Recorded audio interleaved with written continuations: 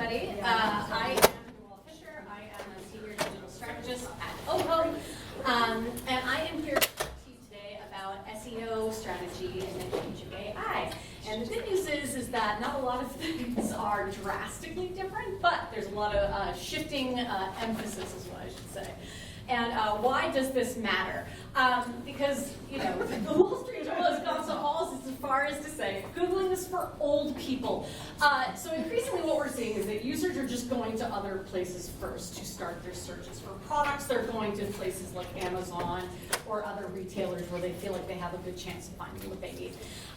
Also, click-through from search, as we all know, is being heavily impacted. And then, you know, younger people are going to social media and other things to look at things like recipes, things to do, recommendations, et cetera, et cetera. And more people are starting at generative AI because they know it's better at searching than they are.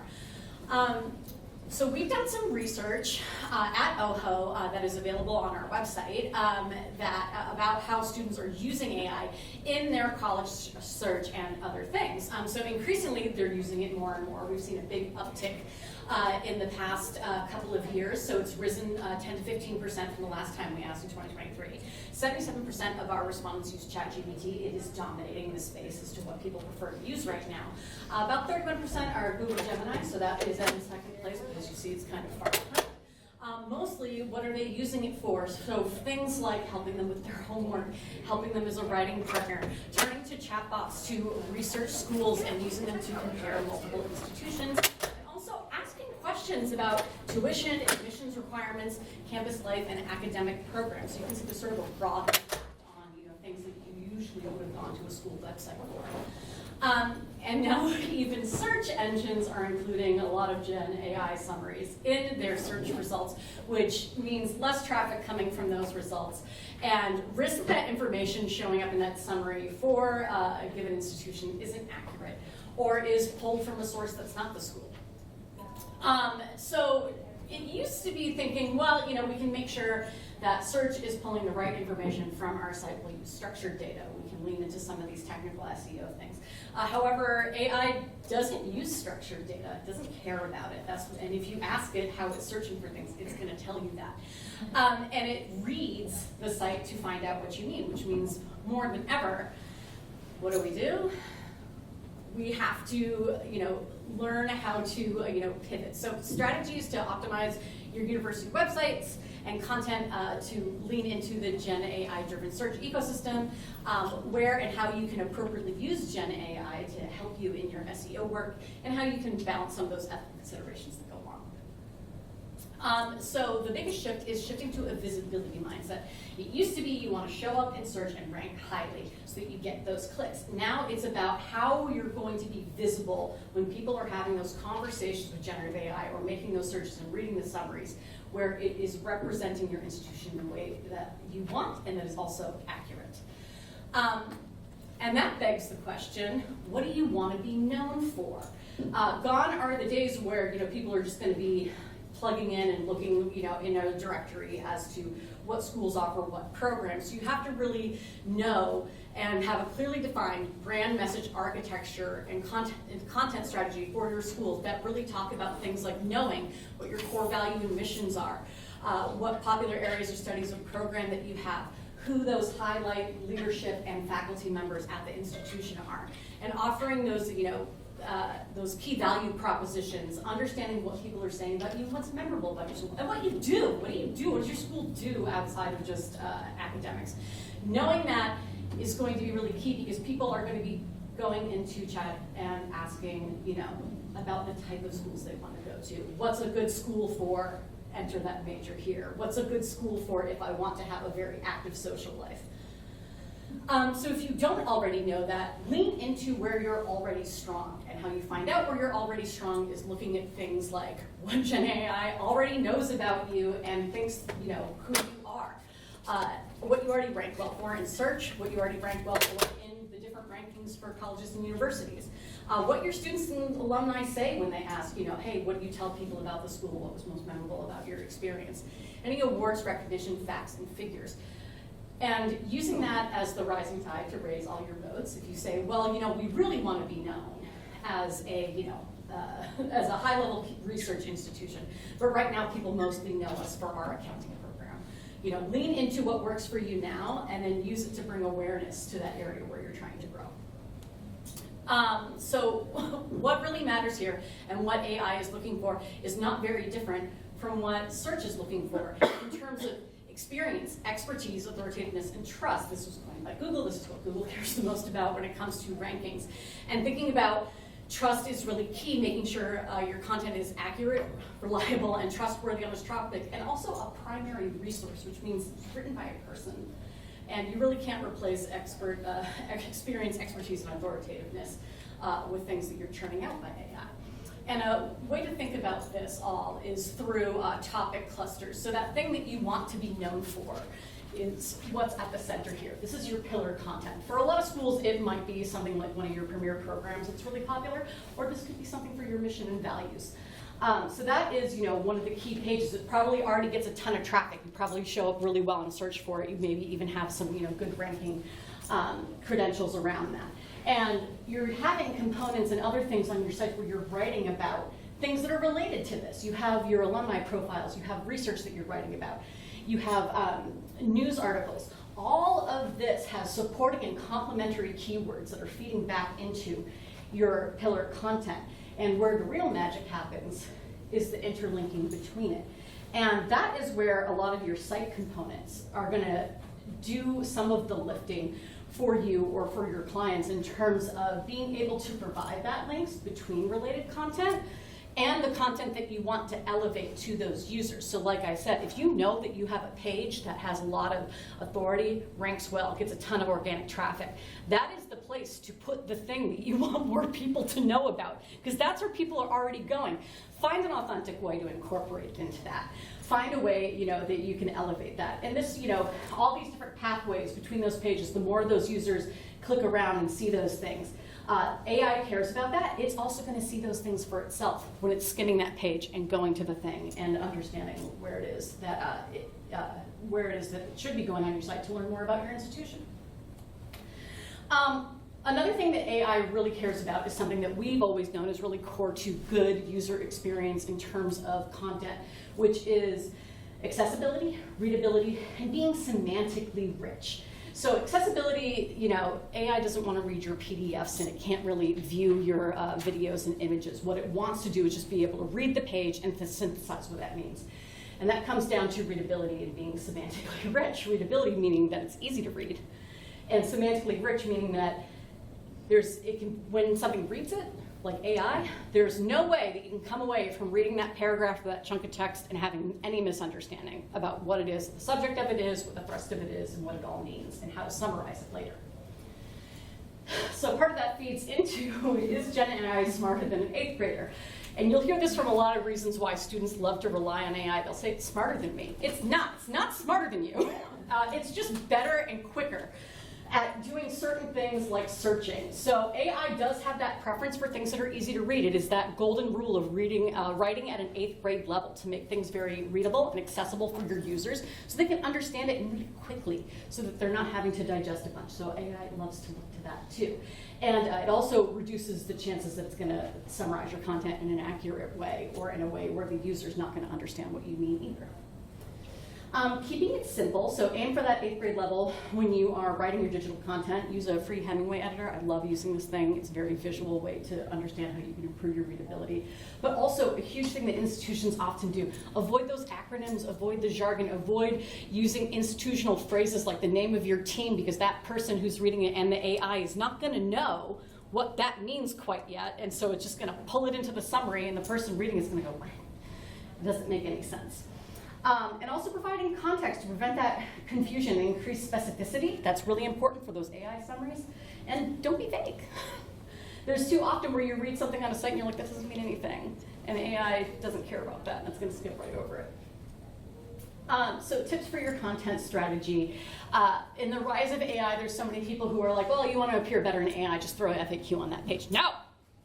FAQs are bad. AI doesn't like FAQs because what it wants is an answer in context. It wants a semantically rich text that it can read and summarize in its own way back to the user. It doesn't want to just regurgitate something out of an FAQ. So answering those questions in context is really crucial. And then think about that in terms of what you're looking for in admissions, what your admissions process is, what your program formats are, also what you're going to get out of the programs in terms of, career value. Making your key information and facts really easy to skim and prominent. Put them at the top of the page, first and foremost. And second, make it that it's easy to synthesize, because if it's easy to synthesize for the user, it's easy to synthesize for AI. And be specific as to why the subject covered is relevant to your target audience. So, make sure you're writing your program pages, you're writing your admissions pages, et cetera, for that prospective student audience who is wondering, how do I get in? Because then that way you can make sure that AI is writing, when they're asking a question, is this school easy to get into? Is this school hard? That it knows how to answer that question with some nuance, and not, sort of just throwing out what other people are saying, like, yeah, that's a hard school to get into. So do's and don'ts of using generative AI to help with your SEO. Do keyword research. As the previous session was just saying, as you'll find now, just knowing your keywords is good, but in the age of AI, knowing what people are asking it about your institution and about other institutions like yours and about relevant topics is so important. Talk to it and find out what people are asking it, find out what it's saying about you, and learn from it to help develop your content strategy to write towards that.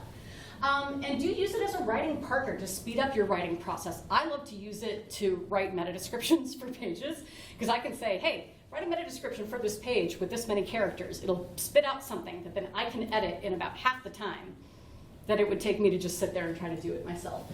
And that's a great way to do it without letting it write your content for you. My coworker Elizabeth Reincourt, who's also a strategist at OHO, says this best: if you can't be bothered to write it, why should anyone be bothered to read it? It is so important to use it as a writing partner. You also want to make sure that it's accurate, as we know, and AI recognizes AI. And it knows that it is not an expert. It knows it doesn't have experience. It knows it's not authority. You are, or your content contributors are. So don't let it write your content for you. It knows it's not a primary source. It's not going to use it if you do that. Don't ignore the ethical concerns. So if you have an institution that's really all about, IP and artistic integrity and really against plagiarism, or really into environmental sustainability, make sure that your AI policy goes along with that. Make sure you're following your institution's AI policy. And if your institution doesn't have an AI policy, you better write one very quick. And don't trust it. Remain skeptical. It hallucinates. It can be inaccurate. It can write something that doesn't sound like any human would write it. I think a really good practice is to read out loud whatever it's written for you, because then you can be like, yeah, that's not right, and I can write something better. So those are the takeaways, and I have time for questions. I talk fast, and I talk a little.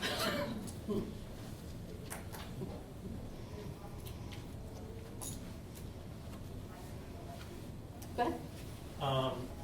I know that you're some of it you kind of addressed like some of the parallels with SEO strategy versus AI. What is that extra step of that Gen AI focus for you for searchability? Like how much time are you really putting into that versus the SEO side? Are you moving some of it over? Are you adding to it?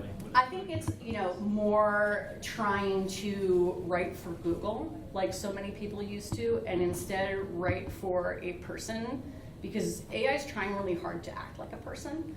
And so thinking about, what are those turns of phrases that people might be using with it? And then I think the other extra step that people often forget is just talking to it about what you're trying to do to understand how you can better serve it. That can go a long way. But I think a lot of this, as you saw, is not new. It's just instead of worrying too much about, we're going to put the keywords here, and we're going to make sure that we got a good this, and da-da-da-da. No. It's you instead make sure the content on the page is good, and it explains things in a way that people can understand, because increasingly, they're not going to go directly to your page for that answer. So for those all Gen AI search, new word, do you know, any metrics can measurement this, if I write my content in this way, AI like it, or AI does not like it, and how I'm going to change. So is there any data supported? As far as data goes, there is mostly believing what AI tells us and what other people say that their AI that they've built is looking for. But what we know is that semantically rich part. We're making sure that whatever you're writing is very semantically rich and then easy to read. And well structured too, because having it well structured on the page and across different pages that are about, like if you have like 5 program pages, making sure that similar info is in the same place and formatted in a certain way. So if it's browsing several of those pages, it goes, oh right, this is where I look to find out about the program format. This is where I look to find out about who the faculty is. This is where I learn to find out about job placement rates. Those types of things can go a long way. But there's not a ton of data right now, but you know, it's a little bit of feeling it out and talking to it about it.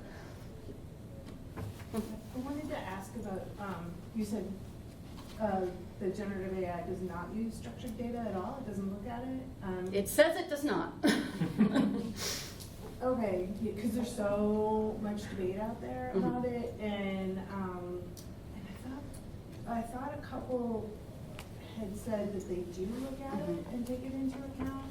The screenshot that I shared is from ChatGPT in particular, because we look at ChatGPT mostly because we know that's what our prospective audience is using when they're using AI mostly. They say they don't. Yeah, they say that they do not. Google, Gemini may look at that more simply because that's Google's. Yeah, I think it was Gemini and Copilot.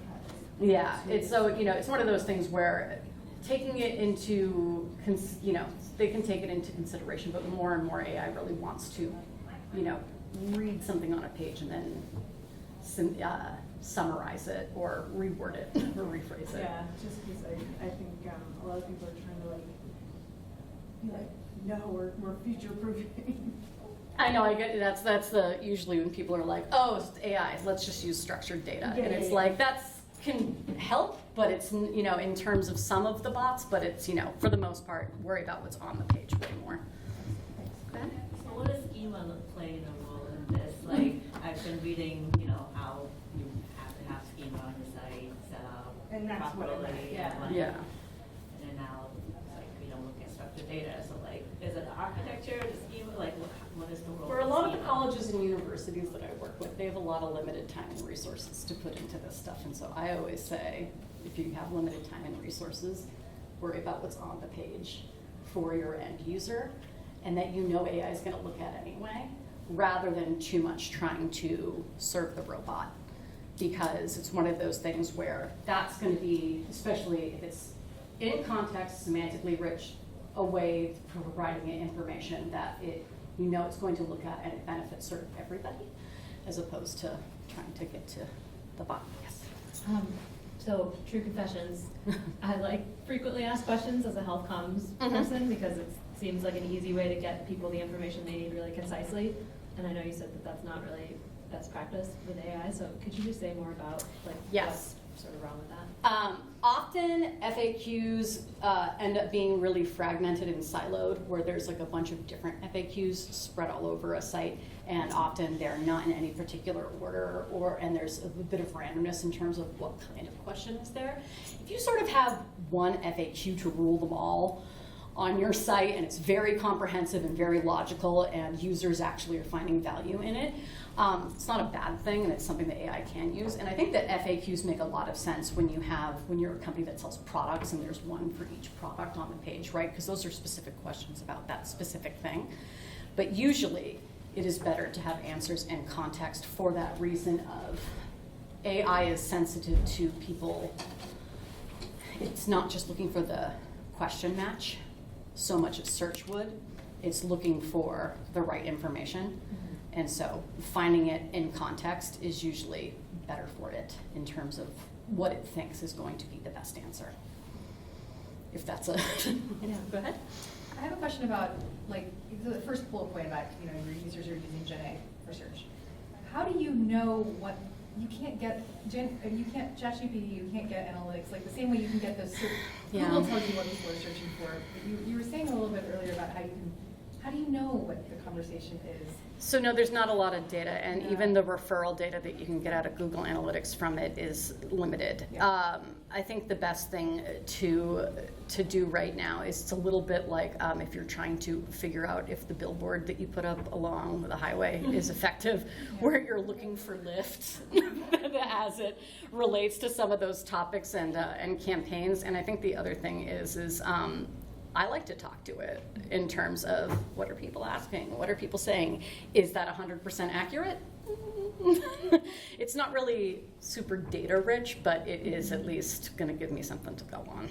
Yeah, it's a little. I imagine that how a lot of these things are going to monetize is through selling and letting you know exactly what users are asking about you and what it's saying. Go ahead.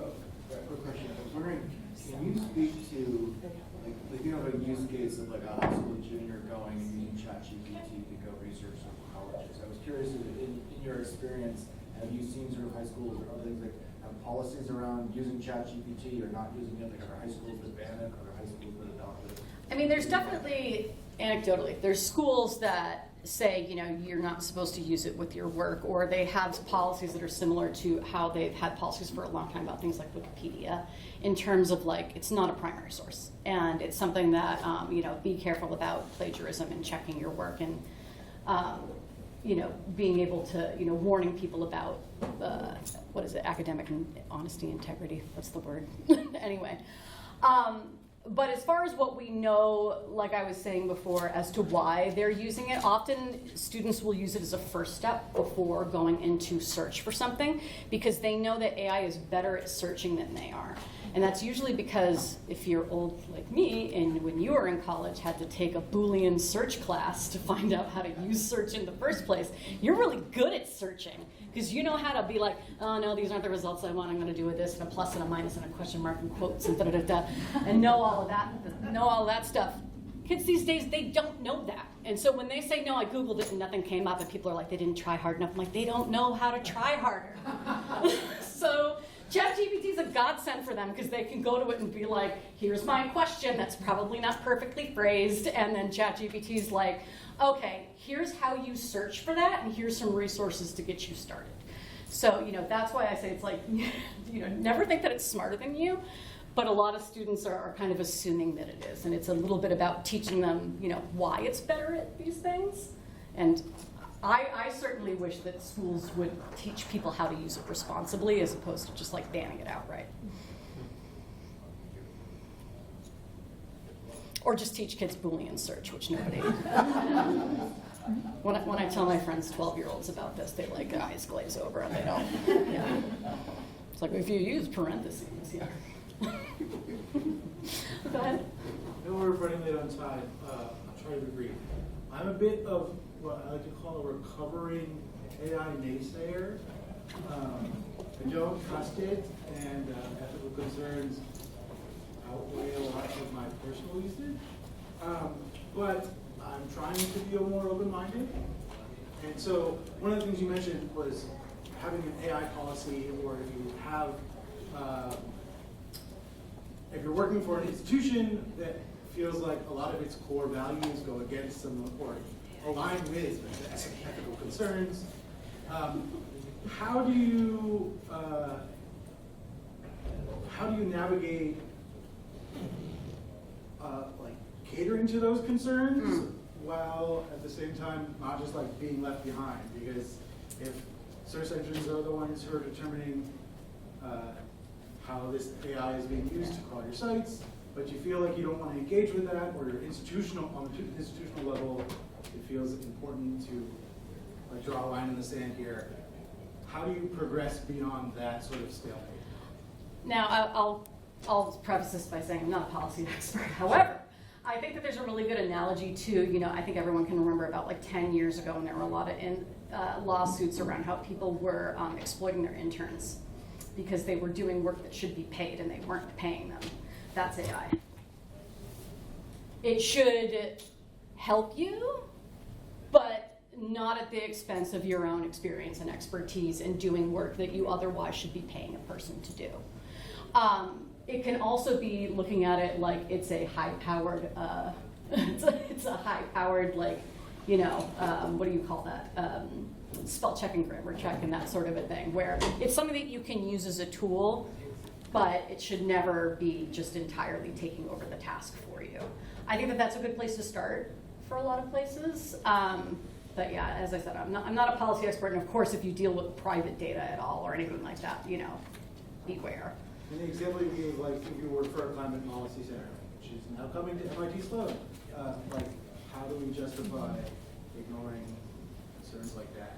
I guess if I had to do it, if I was the business owner having to walk that line, probably the same way that you would do if I, you know, was the CEO and I had a private jet, but I cared about sustainability, which is like, you know, don't overuse it. And the next part is like, I don't know, buy carbon offsets, clean up in other places where you can, you know, be honest about that fact, and, you know, ask people to be thoughtful. You know, it's kind of like, turn the lights off when you leave a room. Are we all perfect about that? No, but when we really think about it, we're like, oh, yeah, I gotta do that. Yeah, I think that's a really wise conceptualization of it. Yeah. Like, not everything's gonna be perfect, but you can try to make good progress. Yeah. While still like trying to compete, I guess. Yeah, and I think too, you know, I used to have a dental client, and the wisest thing I learned is that, as you all know, most people don't floss as often as they used to. You go to the dentist and they go, "Are you flossing?" and you lie, and you don't floss more, even if you have a bad dental appointment. Why is that? Guilt is a terrible motivator. Guilt is a terrible motivator. So if you're like, you know, you shouldn't use AI because it's bad for the planet and shame on you, that's not a good way to think about it. Instead, it's being like, use it when you really need it. Or use it in a way and be thoughtful about it. Because if somebody said instead of, you know, like, you know, you really should be flossing your teeth, it can be like, you know, hey, flossing is a great way to make sure that when you come in here, it's a lot less painful for you. And so next time, you know, if you just try to floss one more day a week, motivate people in a way that's a little bit more encouraging and positive, can go a long way too. Thank you. All right, go eat.